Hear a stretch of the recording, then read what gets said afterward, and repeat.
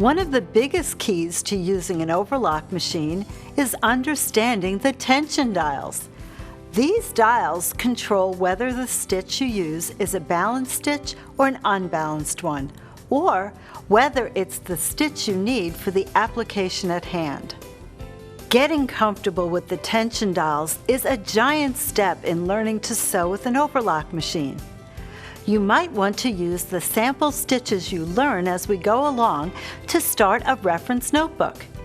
Write down the tension and other settings, fabric and threads that you use for a given stitch, and add to your book as you try different fabrics, threads, and techniques. In a balanced stitch, the upper and lower threads meet or knit at the edge of the fabric. Balanced stitches are generally used for basic construction applications such as sewing seams and overcasting the edges of seams and hems. You can sew a seam with either the 3 or 4 thread balanced stitch of your brother serger. If you're sewing a seam in woven fabric that won't be top stitched, it's often best to use a 4 thread stitch.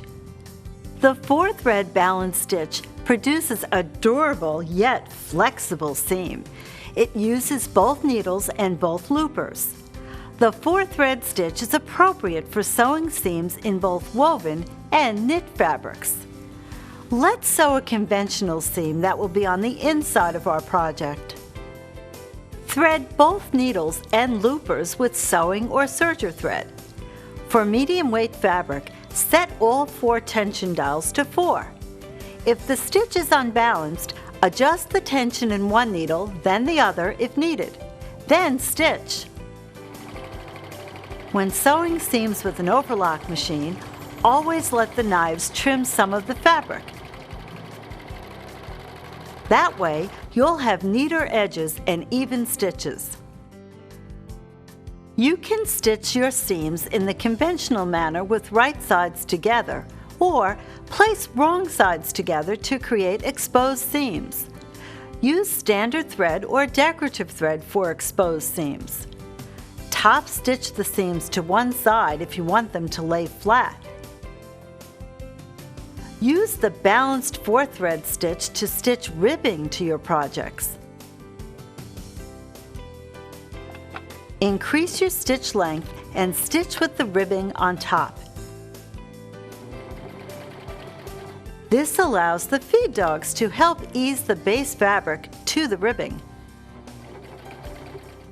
Edge stitching or overcasting with your serger is the perfect way to prevent raveling of woven fabrics. Sew seams in heavy fabrics such as denim, corduroy, or velveteen with a standard sewing machine. Then, use a 4 thread stitch for a sturdy, secure seam finish. On medium weight fabric, seamed with a standard sewing machine, you can also serge seam allowances together, then press to one side. Create mock flat fill seams in medium to heavyweight fabric by straight stitching the seams, then serging the seam allowances together. Press them to one side. For extra security, thread the lower looper with fusible thread and fuse the seam allowances. Turn the fabric to the right side. Thread your sewing machine with heavy thread like buttonhole twist and top stitch through the seam allowances right next to the seam. Top stitch again about 1/4 of an inch away. Make sure you stitch through all layers.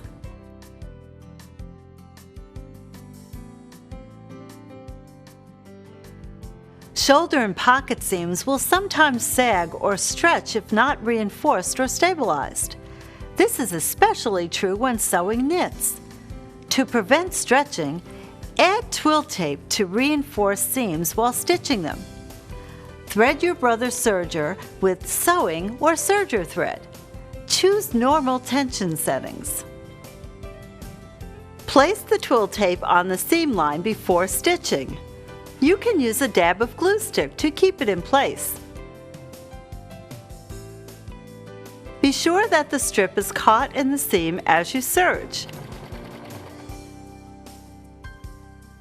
For a less visible reinforcement, use sheer stay tape, narrow washable satin ribbon in a color that matches the fabric, or, for woven fabrics, cut a strip from the selvage and use it for stabilizing the seam. For a stabilized seam with a slight bit of stretch, use tricot bias binding. You can easily create soft gathers in lightweight fabric with the 4-thread stitch and the all-purpose foot. Finish one side of the fabric you're planning to gather with a narrow hem sewn on your sewing machine or a rolled hem created on your overlock machine. Increase the tension in both needles and turn your differential feed setting to 2.0.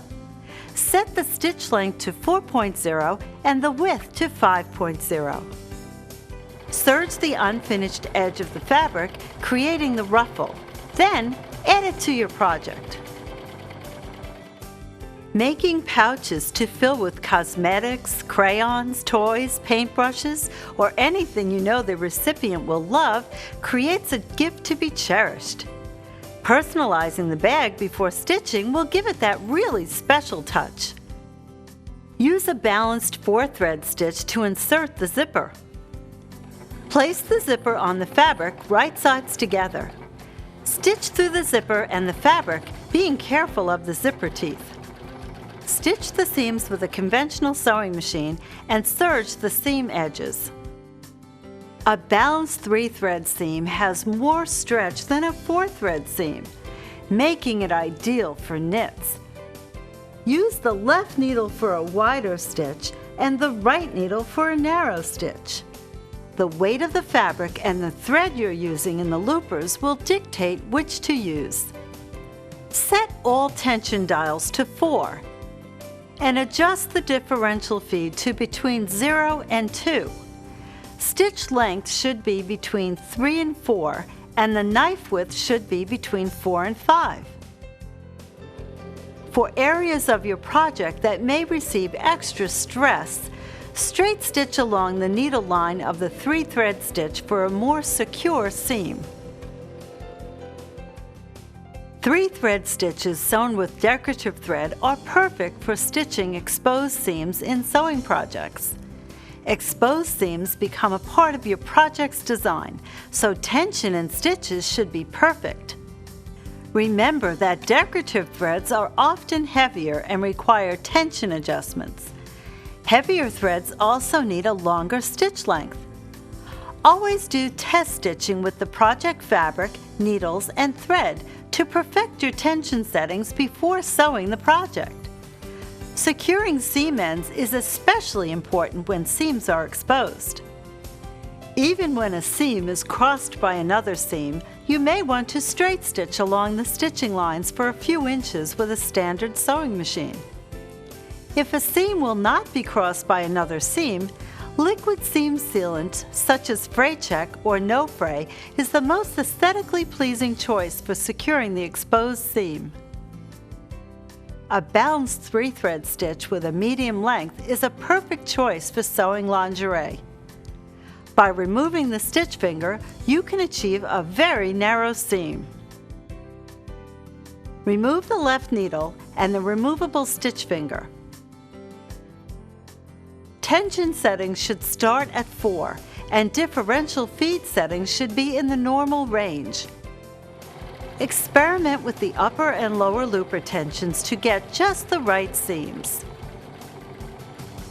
The narrow 3-thread stitch is also a good choice for joining lace or adding lace to your projects.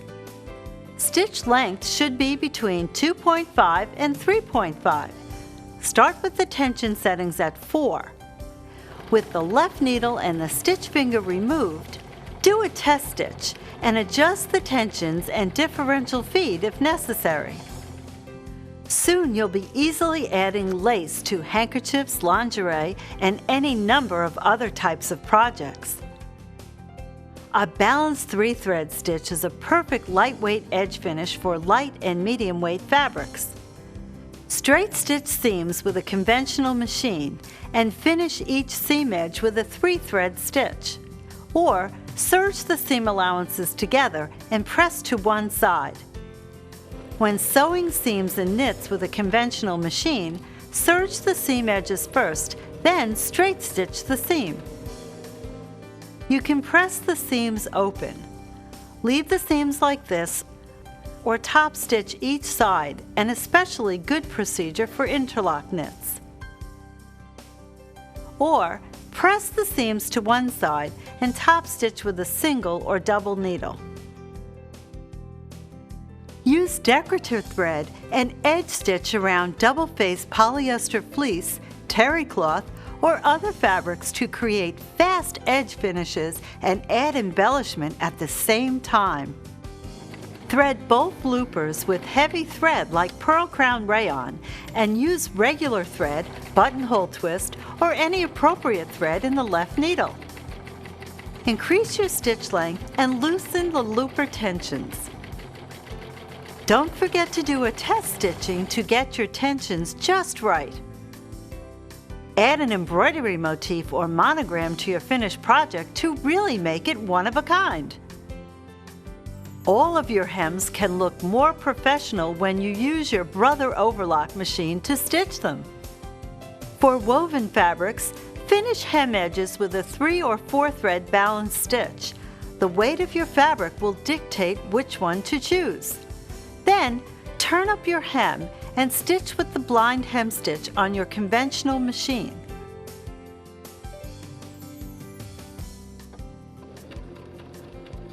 A few fabrics, like velvet, should be stitched by hand after you finish the edge of the hem. Finish the edge of knits with a 3-thread stitch, then turn up the hem allowance. Top stitch using a single, double, or even a triple needle.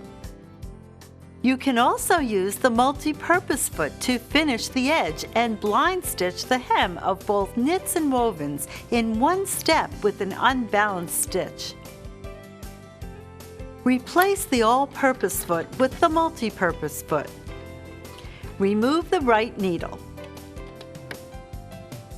Set the stitch width to 5 and set the stitch length to between 3 and 4. Decrease the needle tension to between 0 and 2. Increase the upper looper tension to between 5 and 7. And decrease the lower looper tension to between 2 and 4.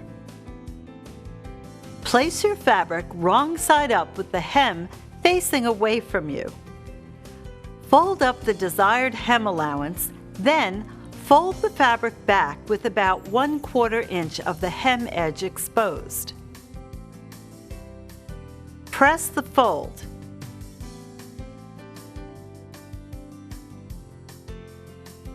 Place your fabric under the foot and adjust the guide to where the fold is against the guide and the needle will drop right at the fold. Then serge the fabric.